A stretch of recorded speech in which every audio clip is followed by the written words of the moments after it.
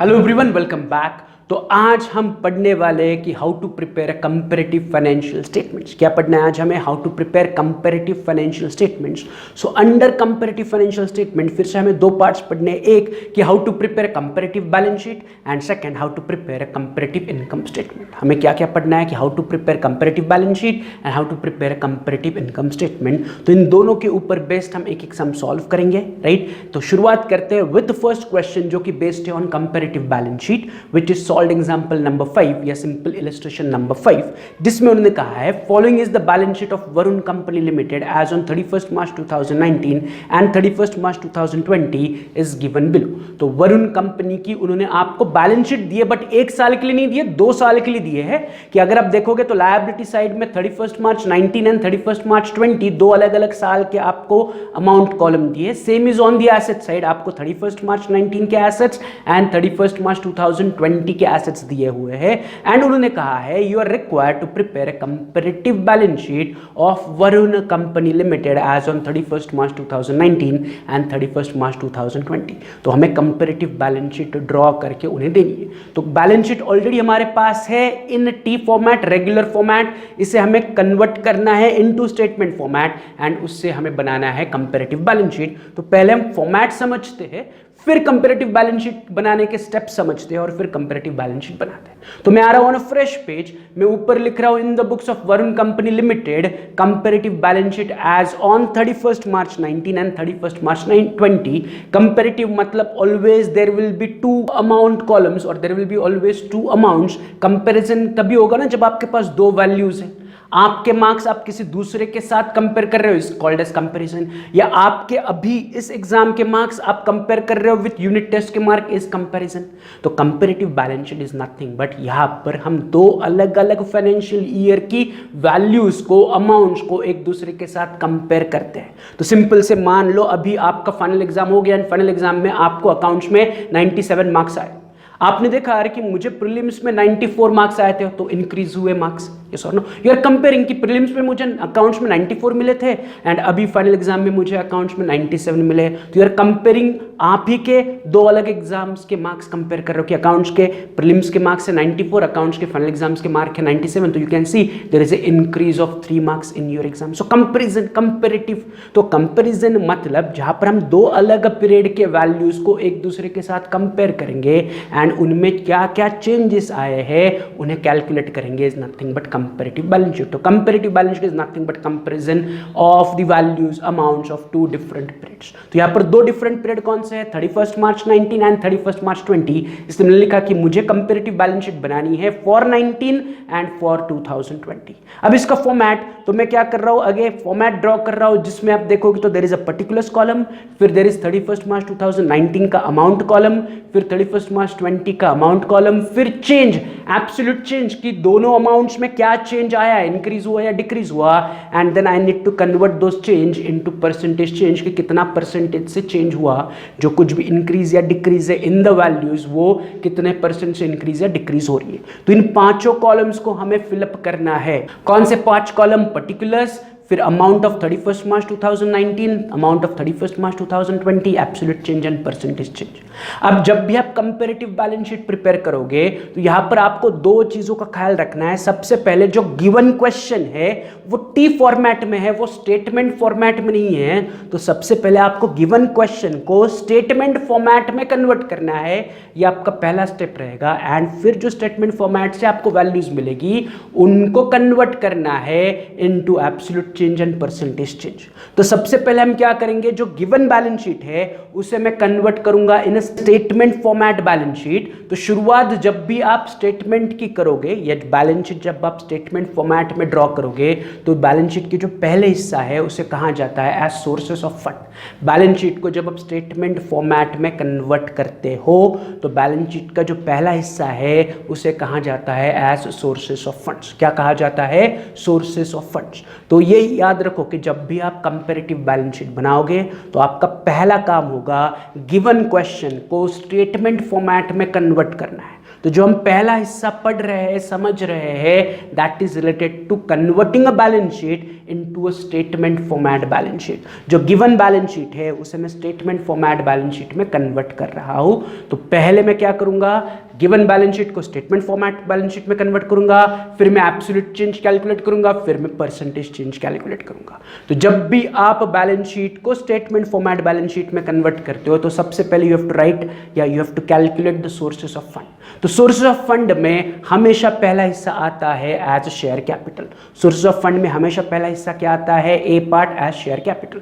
तो इसके बाद जब भी हम बैलेंस शीट जो गिवन हुआ, गिवन क्वेश्चन है, उसकी बैलेंस शीट को जब हम स्टेटमेंट फॉर्मेट में कन्वर्ट करेंगे तो हमारा पहला हिस्सा हमेशा बनेगा sources of fund, and under sources of fund हम सबसे पहले कैलकुलेट करेंगे एज शेयर कैपिटल। तो बस आपको बस क्वेश्चन में इतना ही चेक करना है कि लायबिलिटी साइड में have they given any share capital.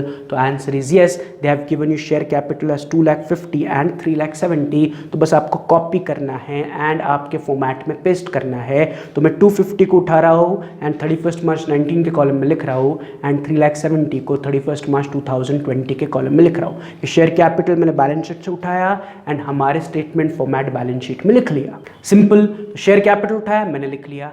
अब second item comparative balance sheet में या स्टेटमेंट फॉर्मेट बैलेंस शीट में हमेशा आपको लिखना है एज रिजर्व्स एंड सरप्लस, कि सोर्सेस ऑफ फंड में ए एंड बी है, कि A is share capital, B is reserves and surplus. तो फिर से बैलेंस शीट में चेक करो रिजर्व्स एंड सरप्लस है क्या, आंसर इज 60,000, 1 लाख उठाओ एंड आपके कंपैरेटिव बैलेंस शीट में लिख लो reserves and surplus 60,000 and rupees 1 lakh. Right, जो अमाउंट से 31 मार्च 19 की अमाउंट 31 मार्च 19 कॉलम में लिखी, 31 मार्च 20 की अमाउंट 31 मार्च 20 के कॉलम में पोस्ट की। राइट, तो जब भी आप बैलेंस शीट प्रिपेयर करोगे इन अ वर्टिकल फॉर्मेट और इन अ स्टेटमेंट फॉर्मेट, तो सबसे पहले सोर्स ऑफ फंड, उसमें आपको share capital and reserves and surplus लिखना है, एंड इमीडिएटली इन दोनों का टोटल आपको नीचे लेना है, विच इज 3,10,000 एंड 4,70,000। तो मैंने क्या किया, share capital reserves and surplus का टोटल लिया, विच इज 3,10,000 एंड 4,70,000, एंड इस टोटल को आपको कहना है एज नेटवर्थ। क्या कहना है, एज नेटवर्थ। तो हमारा सोर्सेस ऑफ फंड का पहला कैलकुलेशन हमें मिला एज नेटवर्थ। तो ईच एंड एवरी क्वेश्चन हेंसफोर्थ, आप चाहे कंपैरेटिव बैलेंस शीट बनाओ या बाद में हम कॉमन साइज बैलेंस शीट बनाने वाले हैं, जब भी आप बैलेंस शीट स्टेटमेंट फॉर्मेट में कन्वर्ट करोगे, first you need to calculate net worth. Net worth आपको हमेशा मिलेगा by share capital and reserves and surplus का टोटल। तो मैंने शेयर कैपिटल बैलेंस शीट से उठाया, reserves and surplus balance sheet से उठाया, टोटल किया, उस टोटल को मैंने कहा नेटवर्थ। तो हमारा बैलेंस शीट का पहला हिस्सा नेटवर्थ मिला। अब अंडर सोर्सेस ऑफ फंड मुझे दूसरा हिस्सा हमेशा कैलकुलेट करना है एज बोरोड फंड। तो बोरोड फंड, बोरोड का मतलब ये उधार लिया हुआ पैसा। तो बोरोड फंड में आपको बैलेंस शीट में चेक करना है is there any loan given in the question. तो अगर आप ध्यान से देखोगे तो they have given you secured loan and they have given you unsecured loan also. Borrowed fund का मतलब है उधारी पर लिया हुआ पैसा, कि अगर आपने पैसे उधार लिए तो उसे हम लोन कहते हैं ना। तो बैलेंस शीट में you have to check liability side में लोन हमेशा कहां होगा, ऑन द लायबिलिटी साइड। तो बैलेंस शीट लायबिलिटी साइड में you have to check is there any loan given in the question, answer is yes, they have given you secured loan and they have given you unsecured loan. तो secured loan unsecured loan दोनों मेरे लिए बनेगा borrowed funds. तो उनको उठा के मैं बोरोड फंड्स के नीचे लिखूंगा। तो मैं पहले लिख रहा हूँ secured loan 1 lakh and 1,60,000, immediately मैं नीचे लिख रहा हूँ बी अनसिक्योर्ड लोन 90,000 एंड 1,40,000। तो मुझे बोरोड फंड्स मिला, secured loan and unsecured loan. अब इन दोनों का इमीडिएटली मैं टोटल नीचे करूंगा, which is 1,90,000 and 3 lakh, and total को मैं कहूंगा एज माय बी पार्ट, जिसे मैं कहूंगा बोरोड फंड्स। तो देखो, जब हम बैलेंस शीट ड्रॉ कर रहे हैं वर्टिकल फॉर्मेट, मुझे सबसे पहले चाहिए sources of fund. Sources of fund में मुझे हमेशा चाहिए नेटवर्थ एंड हमेशा चाहिए बोरोड फंड। नेटवर्थ मुझे हमेशा मिलेगा share capital plus reserves and surplus, and borrowed fund मुझे हमेशा मिलेगा secured loan and unsecured loan. या क्वेश्चन में वो सिर्फ कह सकते हैं लोन, या वो कह सकते हैं बोरोड अमाउंट या बोरोड लोन, या सिंपल सिक्योर्ड लोन या अनसिक्योर्ड लोन। तो लोन यानी कि बोरोड फंड। तो बैलेंस शीट में जितने भी लोन होंगे, जितने भी बोरोड अमाउंट होंगी, होगी वो आपको बोरोड फंड के नीचे लिखनी है। तो यहाँ पर हमारा सोर्सेस ऑफ फंड का दोनों हिस्सा मिल गया। अब जो ए पार्ट नेटवर्थ है and B part borrowed fund है उसका मैं टोटल नीचे लिखूंगा, जिसे मैं कहूंगा total funds available, nothing but A plus B. A यानी कि नेटवर्थ, बी यानी कि बोरोड फंड। तो 31 मार्च 19 को अगर आप ऐड करोगे 3,10,000 plus 1,90,000 nothing but 5 lakhs, and 31 मार्च 2020 का टोटल करोगे तो 4,70,000 is net worth and 3 lakh is borrowed fund, total is nothing but 7,70,000। तो मुझे टोटल फंड्स अवेलेबल यानी कि ए प्लस बी यानी कि मेरे बैलेंस शीट का पहला हिस्सा सोर्सेस ऑफ फंड कंप्लीट हुआ। तो nothing but sources of fund complete होने के बाद अब मुझे सेकंड हिस्सा बैलेंस शीट का बनाना है, which is application of funds. Application of fund में हमेशा मुझे पहला चाहिए फिक्स्ड एसेट्स। तो एप्लीकेशन ऑफ फंड में ए हिस्सा में क्या लिख रहा हूं, फिक्स्ड एसेट्स। तो एसेट साइड में देखो, is there any fixed assets? Answer is yes, 3,50,000, 5,70,000। उठाओ एंड आपके फॉर्मेट में पोस्ट करो फिक्स्ड एसेट्स 3,50,000 एंड 5,70,000। सिंपल। अब फिक्स्ड एसेट्स के बाद मुझे दूसरा आइटम लिखना है एज इन्वेस्टमेंट, बट अगर वो क्वेश्चन में है तो लिखना है, क्वेश्चन में नहीं है तो मैं यहां पर इन्वेस्टमेंट्स नहीं लिखूंगा। तो पहले मैं बैलेंस शीट में चेक कर रहा हूं, have they given you investment? Answer is yes, balance sheet में इन्वेस्टमेंट है। तो मैं अपने फॉर्मेट में एप्लीकेशन ऑफ फंड्स में बी हिस्सा लिख रहा हूं एज इन्वेस्टमेंट 1,20,000 एंड 1,70,000। अगर बैलेंस शीट में इन्वेस्टमेंट्स नहीं होता तो मैं अपने बैलेंस शीट में इन्वेस्टमेंट्स नहीं लिखता, मैं अगले फॉर्मेट पे चलता। Is this clear? Balance sheet में इन्वेस्टमेंट्स है तो मैंने उठाया एंड एप्लीकेशंस ऑफ फंड्स के नीचे बी हिस्सा लिखा इन्वेस्टमेंट। तो ए हिस्सा फिक्स्ड एसेट्स, बी हिस्सा इन्वेस्टमेंट। फिक्स्ड फॉर्मेट आपको हमेशा स्टेटमेंट फॉर्मेट में बैलेंस शीट बनाना है। इसी प्रकार का format each and every question में आपको अप्लाई करना है कि पहले सोर्सेज ऑफ फंड कैलकुलेट करो, फिर बोरोड फंड्स कैलकुलेट करो, फिर एप्लीकेशन ऑफ फंड्स कैलकुलेट करो। एप्लीकेशन ऑफ फंड्स में फिक्स्ड एसेट्स पहले लिखो, फिर इन्वेस्टमेंट्स होंगे तो उन्हें लिखो, एंड फिर सी पार्ट आपको लिखना है एज वर्किंग कैपिटल। तो वर्किंग कैपिटल का फॉर्मूला हमने रेशियो एनालिसिस के वक्त पढ़ा था कि working capital is nothing but current assets minus current liabilities. तो वही वर्किंग कैपिटल को मैं अंडरलाइन कर रहा हूं और उसके नीचे लिख रहा हूं A current assets minus B current liability is equal to nothing but working capital. तो सिंपली मुझे करंट एसेट्स चाहिए 2 साल के, मुझे करंट लायबिलिटी चाहिए 2 साल की, तो मुझे ऑटोमेटिकली वर्किंग कैपिटल मिल जाएगा। तो करंट एसेट्स मुझे यहीं पर सामने बैलेंस शीट में दिख रहे हैं, उसको उठा रहा हूं, करंट एसेट्स के सामने लिख रहा हूं 1,30,000 and 1,20,000। Same way current assets के बाद मुझे चाहिए करंट लायबिलिटी। तो लायबिलिटीज में देखो, दे have given you current liability 1,90,000। उठाओ एंड बैलेंस शीट में बी पार्ट करंट लायबिलिटीज के सामने लिख लो 1,90,000। राइट, तो करंट एसेट्स मिल गया, करंट लायबिलिटीज मिल गया। अब current assets 1,30,000 minus current liability 1,00,000, मेरा पहले साल का वर्किंग कैपिटल आ रहा है 30,000 एंड दूसरे साल का वर्किंग कैपिटल भी आ रहा है 30,000। वर्किंग कैपिटल कैसे मिला? Current assets minus current liability. पहले साल का current assets 1,30,000 minus current liability 1,00,000, working capital आ रहा है 30,000। सेकंड ईयर के current assets 1,20,000 minus current liability 90,000, working capital अभी भी आ रहा है 30,000। तो एप्लीकेशन ऑफ फंड में आपको हमेशा 3 हिस्से कैलकुलेट करने हैं, fixed assets, investment and working capital. And अब इन तीनों का टोटल नीचे लिखना है, जिसे हम कहते हैं टोटल फंड अप्लाइड ए प्लस बी प्लस सी। तो ए यानी कि फिक्स्ड एसेट्स, बी यानी कि इन्वेस्टमेंट, सी यानी कि वर्किंग कैपिटल। तो ए प्लस बी प्लस सी 2 साल का टोटल अप करोगे तो 2019 में आपके पास फिक्स्ड एसेट्स थे 3,50,000, इन्वेस्टमेंट थे 1,20,000 एंड वर्किंग कैपिटल 30,000। तीनों को ऐड करोगे तो आपका टोटल आ रहा है 5 lakhs। सो टोटल फंड अप्लाइड का टोटल आ रहा है 5 lakhs। एंड सेम वे 2020 में आपके पास फिक्स्ड एसेट्स थे 5,70,000 plus investment 1,70,000 plus working capital 30,000, total आ रहा है 7,70,000। So total fund applied is 5 lakh and 7,70,000। So यहीं पर मेरा बैलेंस शीट का वर्टिकल फॉर्मेट या स्टेटमेंट फॉर्मेट कंप्लीट हुआ। एंड यहां पर मैं balance sheet should get tally, जो आपका पहला हिस्सा था total funds available should be equal to total fund applied. तो अगर आप देखोगे तो total fund available is 5 lakh, total fund applied is 5 lakh for the first year, and for the second year total fund available is 7,70,000 and total fund applied is 7,70,000। तो जो question में उन्होंने आपको टी फॉर्मेट में balance sheet दिया था उसे मैंने पहले क्या किया, स्टेटमेंट फॉर्मेट में कन्वर्ट किया। ईच एंड एवरी सम में जब आप स्टेटमेंट फॉर्मेट में बैलेंस शीट कन्वर्ट करोगे, यूज द सेम फॉर्मेट।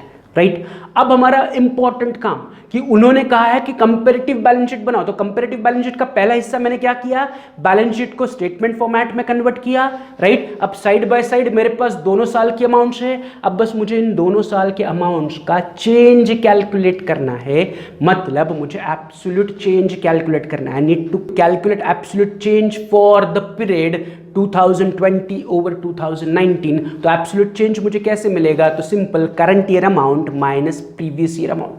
तो करंट ईयर मतलब कौन सा, जो लेटेस्ट ईयर है, तो लेटेस्ट ईयर कौन सा है, 31 मार्च 2020 को मैं कहूंगा current year, and previous year automatically उसका पहले वाला साल यानी कि 31 मार्च 2019 मेरे लिए बन जाएगा प्रीवियस ईयर। तो मुझे एब्सोल्यूट चेंज कैलकुलेट करना है, एब्सोल्यूट चेंज का फॉर्मूला इज करंट ईयर की अमाउंट माइनस पिछले साल की अमाउंट। तो जितने अवेलेबल वैल्यूज है मेरे पास, हर एक की current year amount minus previous year amount, मुझे क्या मिलेगा, एब्सोल्यूट चेंज मिलेगा। तो मैं स्टार्ट कर रहा हूं विथ शेयर कैपिटल। तो शेयर कैपिटल की current year amount is 3,70,000 minus previous year amount is 2,50,000। तो 370 minus 250 is nothing but 1,20,000। Simple, current year amount 370 minus previous year amount 250, तो 370 माइनस 250 मुझे मिला 1,20,000। सेम वे में कैलकुलेट करूंगा रिजर्व्स एंड सरप्लस के लिए, 1 lakh minus 60,000 is 40,000। Same way में calculate करूंगा नेटवर्थ के लिए कि 4,70,000 माइनस 3,10,000 इज 1,60,000। सेम वे में कैलकुलेट करूंगा सिक्योर्ड लोन के लिए 1,60,000 minus 1 lakh is 60,000। Same way में कैलकुलेट करूंगा अनसिक्योर्ड लोन के लिए 1,40,000 माइनस 90,000 इज 50,000। Simple, easy. फिर मैं बोरोड फंड्स की टोटल जो 3 लाख माइनस 1,90,000 कैलकुलेट करूंगा 1,10,000। तो हर एक अमाउंट का मैं क्या कर रहा हूं, करंट ईयर अमाउंट यानी कि 2020 की अमाउंट माइनस 2019 की अमाउंट, डिफरेंस बस मैं एब्सोल्यूट चेंज कॉलम में लिख रहा हूं। सेम वे में टोटल फंड्स अवेलेबल का कैलकुलेशन करूंगा 7,70,000 minus 5 lakh is 2,70,000। Same way में फिक्स्ड एसेट्स का कैलकुलेशन करूंगा 5,70,000 minus 3,50,000 2,20,000। Same way investment 1,70,000 minus 1,20,000 is 50,000। Same way current assets 1,20,000 minus 1,30,000 is minus 10,000। क्या आंसर आ रहा है, माइनस 10,000। कैसे माइनस 10,000, कि 1,20,000 current year amount minus 1,30,000 previous year amount. तो छोटे अमाउंट में से बड़ी अमाउंट आप सबट्रैक्ट कर रहे हो, तो चेंज आपको दिख रहा है 10,000। या सिंपली आप कह सकते हो कि कंपेयर टू प्रीवियस ईयर आपके करंट एसेट्स क्या हुए, डिक्रीज हुए, कम हुए। बाकी अगर आप देखोगे तो शेयर कैपिटल इंक्रीज हो रहा है, रिजर्व्स एंड सरप्लस 40,000 से इंक्रीज हो रहा है, नेटवर्थ 1,60,000 से इंक्रीज हो रहा है। So there is a increase in all other items except current assets. Current assets पहले 1,30,000 थे, अब वो 1,20,000 पे आया है, तो there is a decrease in current assets. तो करंट एसेट्स को मैं नेगेटिव दिखा रहा हूं, ब्रैकेट का मतलब है negative 10,000, bracket implies negative value. तो ब्रैकेट में 10,000 लिखा, मतलब there is a decrease in current assets, right. अगर आप करंट लायबिलिटीज देखोगे तो फिर से 90,000 माइनस 1 लाख, फिर से माइनस 10,000 मुझे डिफरेंस दिख रहा है। और इसमें करंट लायबिलिटीज भी डिक्रीज हुए कि पहले 1 लाख की करंट लायबिलिटीज थी, दैट इज प्रीवियस ईयर में 1 लाख की करंट लायबिलिटीज थी, अब वो 90,000 पे आ गई, तो 10,000 से डिक्रीज हुई। एंड लास्ट कैलकुलेशन में करूंगा अबाउट वर्किंग कैपिटल, कि पहले वर्किंग कैपिटल कितना था 30,000, अभी भी 30,000 है, तो 30,000 माइनस 30,000 इज निल, जीरो। तो there is no change in working capital, तो वैल्यू में लिख रहा हूं निल। एंड फाइनल कैलकुलेशन में करूंगा total fund applied 7,70,000 minus 5 lakh is nothing but 2,70,000। तो एब्सोल्यूट चेंज कैलकुलेट करना is very easy, current year amount minus previous year amount. जो लेटेस्ट ईयर है 2020 इज द लेटेस्ट ईयर, उससे पुराना ईयर इज 2019, तो 2020 को मैं कहूंगा करंट ईयर, 2019 को कहूंगा मैं प्रीवियस ईयर। तो करंट ईयर वैल्यूज यानी कि 2020 की अमाउंट्स माइनस 2019 की अमाउंट्स, मुझे एब्सोल्यूट चेंज मिला। अब मुझे एब्सोल्यूट चेंज मिला, अब मेरे अगला कैलकुलेशन क्या है, मेरा अगला कैलकुलेशन है कि I need to calculate percentage change, कि जो एब्सोल्यूट चेंज है मुझे परसेंटेज चेंज में कन्वर्ट करना है। तो here I need to use a formula to calculate percentage change. आपको परसेंटेज चेंज कैलकुलेट करने के लिए फॉर्मूला यूज करना है, जो कि है percentage change is equal to absolute change divided by previous year amount into 100। Percentage change calculate करने के लिए formula is absolute change divided by previous year amount multiplied by 100। So अगर आप शेयर कैपिटल का केस देखोगे तो share capital का absolute change is 1,20,000 and उसका प्रीवियस अमाउंट इज 2,50,000 या प्रीवियस ईयर अमाउंट इज 2,50,000।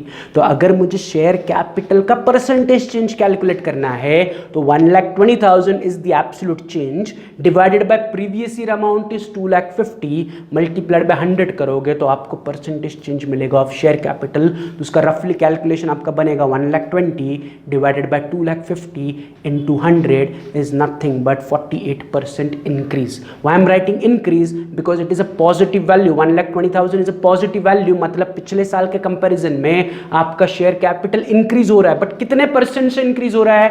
48% से इंक्रीज हो रहा है। If it is a negative उसे हम डिक्रीज कहेंगे, जैसे कि नीचे करंट एसेट्स और करंट लायबिलिटीज को हम डिक्रीज कहेंगे, but on the other hand बाकी की सारी वैल्यूज पॉजिटिव है तो उसे हम इंक्रीज कहेंगे। पॉजिटिव यानी कि इंक्रीज, नेगेटिव यानी कि डिक्रीज। तो जो मेरा परसेंटेज का आंसर है उसके आगे मैं क्या लिख रहा हूं? 48% इंक्रीज, कि शेयर कैपिटल पिछले साल के कंपैरिजन में 48% इंक्रीज हुआ। यहां पर कंपैरिजन हो रहा है, comparative balance sheet. We are comparing last year values with the current year values. तो हमें पहले तो दिखा कि आपका शेयर कैपिटल 1,20,000 से बढ़ा, तो 1,20,000 यानी कि कितना परसेंट? तो कंपेयर टू प्रीवियस ईयर आपका शेयर कैपिटल 48% से बढ़ा। तो उसका कैलकुलेशन मैंने फॉर्मूला के हिसाब से किया कि absolute change divided by previous year amount. तो absolute change is 1,20,000 divided by previous year amount is 2,50,000। तो 1,20,000 डिवाइडेड बाय 2,50,000 मल्टीप्लाइड बाय 100 मुझे आंसर मिला 48%।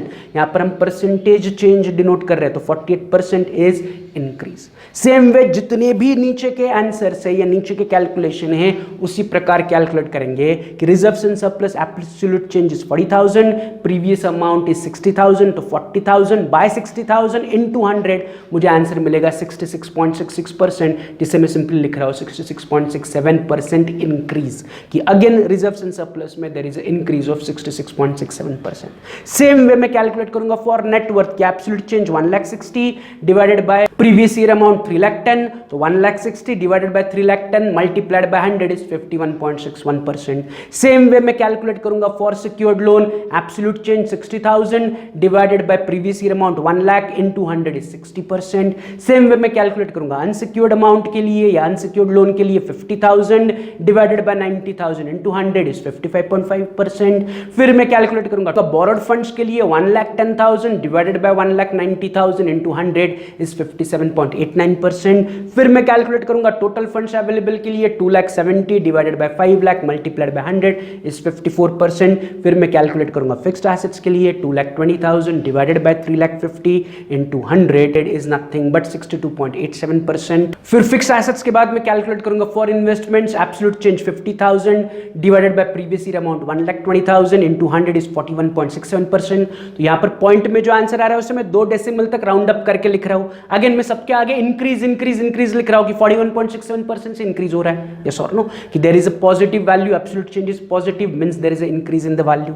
फिर मैं कैलकुलेट कर रहा हूं फॉर करंट एसेट्स कि -10,000 divided by 1,30,000 into 100 is 7.69%, but मैं उसके आगे लिख रहा हूं डिक्रीज क्योंकि वैल्यू इज नेगेटिव, मतलब करंट एसेट्स में there is a decrease of 7.69%, इसलिए 7.69% डिक्रीज। कैलकुलेशन वही रहेगा कि 10,000 is absolute change divided by previous year amount 1,30,000, तो 10,000 by 1,30,000 into 100 is 7.69% as decrease. Same way current liabilities 10,000 divided by 1,00,000 is nothing but 10%।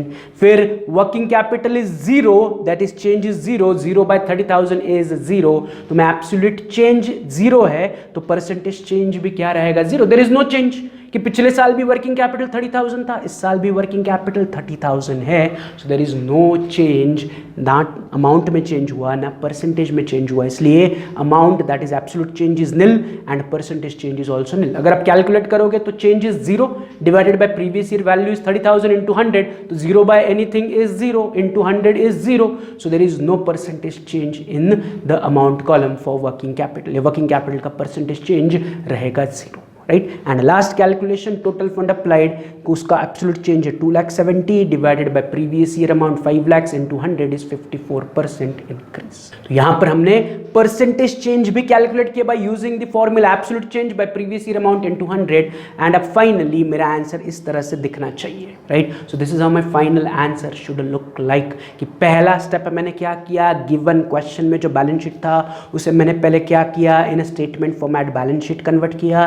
फिर मैंने absolute change calculate किया by current year amount, subtract मैंने उससे previous year amount की, या absolute change is current year amount minus previous year amount, मुझे absolute change मिला। फिर मैंने परसेंटेज चेंज कैलकुलेट किया, that is absolute change upon previous year amount into 100 and मैंने लास्ट के 2 कॉलम्स कंप्लीट किए। So we are done with our comparative balance sheet. तो यहाँ पर मैंने कंपैरेटिव 2 साल की अमाउंट्स एक दूसरे के साथ कंपेयर की, उसका मैंने एब्सोल्यूट चेंज कैलकुलेट किया एंड एब्सोल्यूट चेंज को मैंने परसेंटेज चेंज में कन्वर्ट किया।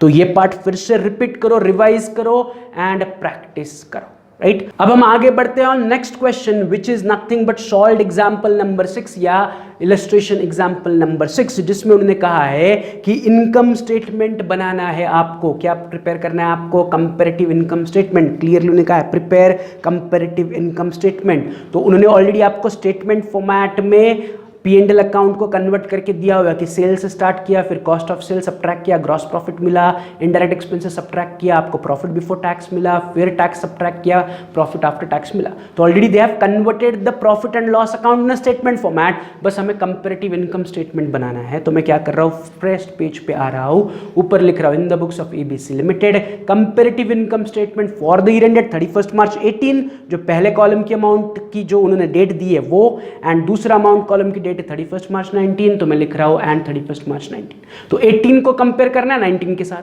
तो 19 बन गया हमारा करंट ईयर और 18 बन गया हमारे लिए प्रीवियस ईयर। फॉर्मेट फिर से वही 5 कॉलम, पर्टिकुलर्स, फिर 31 मार्च 2018 का अमाउंट कॉलम, 31 मार्च 2019 का अमाउंट कॉलम, एब्सोल्यूट चेंज का अमाउंट कॉलम, परसेंटेज चेंज के लिए कॉलम, राइट। फिर से अब मैं क्या करूंगा, जो गिवन इनकम स्टेटमेंट है उनको कॉपी करके अपने स्टेटमेंट में लिखूंगा। स्टार्टिंग विद सेल्स, कॉपी करो और लिखो sales 4 lakh and 6 lakh. Simple, आपको अभी कॉपी पेस्ट करना है, ज्यादा दिमाग लगाने की जरूरत नहीं है। अगर इनकम स्टेटमेंट आपको प्रिपेयर करना है तो जो इनकम स्टेटमेंट आपको क्वेश्चन में दिया है बस उसको कॉपी करो, पेस्ट करो, फिर एब्सोल्यूट चेंज कैलकुलेट करो, फिर परसेंटेज चेंज कैलकुलेट करो। तो मैंने सेल्स लिखा, सेल्स के बाद है कॉस्ट ऑफ गुड्स सोल्ड, तो मैं नीचे लिख रहा हूँ less cost of goods sold 2,20,000 3,60,000। फिर क्या है अगला आइटम, ग्रॉस प्रॉफिट, कॉपी करो, ग्रॉस प्रॉफिट में लिख रहा हूँ 1,80,000 एंड 2,40,000, राइट। जैसे उन्होंने आपको वहां पर लाइन ड्रॉ की है, that is sales minus cost of goods sold is gross profit, उसी प्रकार मैं अपने इनकम स्टेटमेंट में दिखा रहा हूँ sales minus cost of goods sold is gross profit. फिर ग्रॉस प्रॉफिट के नीचे उन्होंने कहा है लेस इनडायरेक्ट एक्सपेंसेस, तो मैं भी लिख रहा हूँ less indirect expenses 80,000 and 1 lakh, right. अब इनडायरेक्ट एक्सपेंसेस सब्ट्रैक्ट करके जो आंसर नीचे बचेगा वो कह रहा है net profit before tax is 1 lakh and 1,40,000। Yes और नो, जैसे दिख रहा है वैसे बस मैं कॉपी कर रहा हूं, अपना दिमाग नहीं लगा रहा हूं। फिर नेट प्रॉफिट बिफोर टैक्स के बाद उन्होंने दिया लेस इनकम टैक्स 50%, कॉपी करके मैं लिख रहा हूं लेस इनकम टैक्स 50%, 50,000 एंड 70,000। तो इनकम टैक्स सब्ट्रैक्ट करने के बाद net profit after tax is 50,000 and 70,000। तो जो हमें क्वेश्चन में दिख रहा था इनकम स्टेटमेंट बस मैंने कॉपी किया, पेस्ट किया as it is without making any change. अब बस हमें दिमाग कहां पर लगाना है, जब हमें एब्सोल्यूट चेंज कैलकुलेट करना है एंड परसेंटेज चेंज कैलकुलेट करना है। तो आप क्वेश्चन को भूल जाओ, जस्ट कॉन्सेंट्रेट करो कि सबसे पहले मुझे एब्सोल्यूट चेंज कैलकुलेट करना है। वो मुझे कैसे मिलेगा, करंट ईयर की अमाउंट माइनस प्रीवियस ईयर की अमाउंट। तो यहां पर करंट ईयर बनेगा हमारे लिए 2019, दैट इज 31 मार्च 2019 की जो अमाउंट्स है वो है करंट ईयर अमाउंट, एंड 2018 की अमाउंट्स बन जाएगी हमारे लिए प्रीवियस ईयर अमाउंट। तो करंट ईयर की अमाउंट को अगर मैं प्रीवियस ईयर की अमाउंट से सब्ट्रैक्ट करूंगा तो मुझे एब्सोल्यूट चेंज मिलेगा। Is this clear? तो स्टार्ट करते विद सेल्स से, तो सेल्स के current year amount is 6 lakh minus previous year amount is 4 lakh, तो मुझे एब्सोल्यूट चेंज मिल रहा है 2 लाख। फिर next is cost of goods sold, current year is 3,60,000 minus previous year 2,20,000, तो एब्सोल्यूट चेंज मिल रहा है 1,40,000।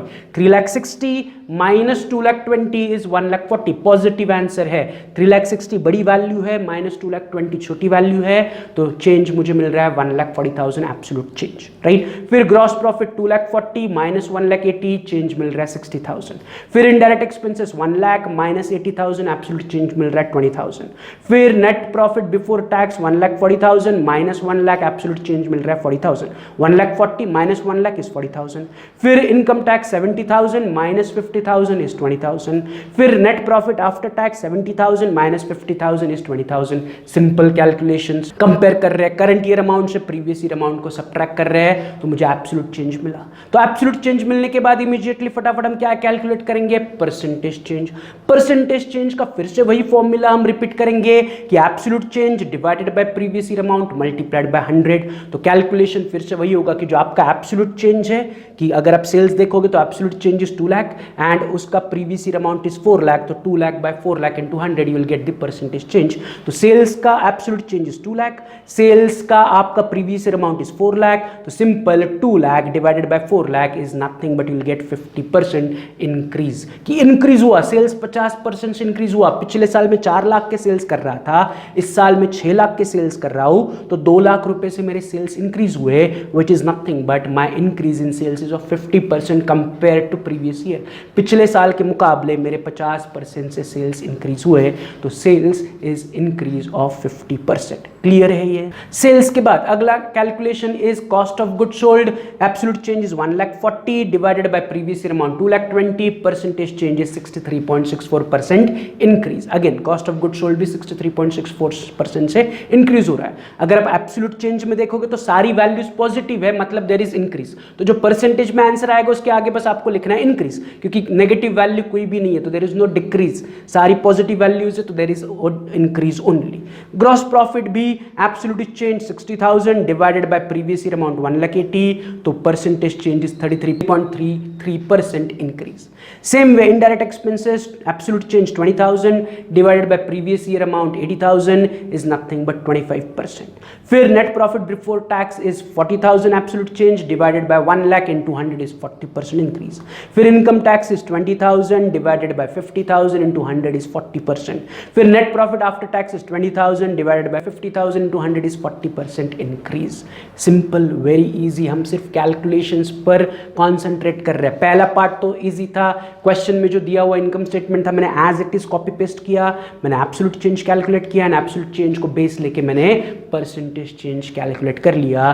तो my final answer of income statement should look like this, कि मैंने एब्सोल्यूट चेंज कैलकुलेट किया, परसेंटेज चेंज कैलकुलेट कर लिया, we are done with the income statement, that is comparative income statement भी हो गया। So we are done with comparative balance sheet का sum, we are done with the comparative income statement का sum, so we are done with the comparative का part या comparative income statement and comparative balance sheet का part या comparative statement का part हमारा complete हुआ।